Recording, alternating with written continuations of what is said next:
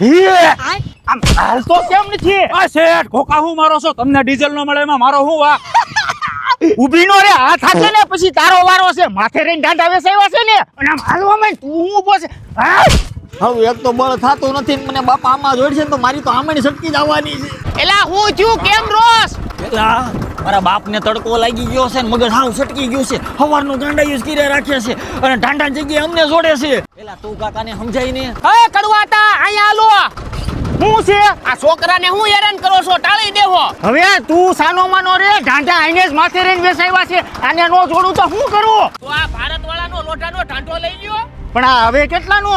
અરે વગર સબસિડીના ભાવમાં ખાલી 60,000 થી ચાલુ થાય છે.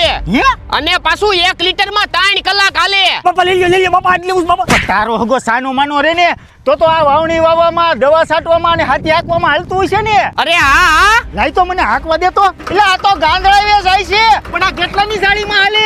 અરે આમાં તમારે જેવડી જાળી સેટ કરવી હોય એવડી થઈ જાય. અને પાછું 8.5 નું એન્જિન આવે એટલે પૂરેપૂરું તાકાત વાળું. વધારે માહિતી માટે ડિસ્પ્લે ઉપર નંબર આપેલા છે, આજે જ કોન્ટેક્ટ કરો. ભારત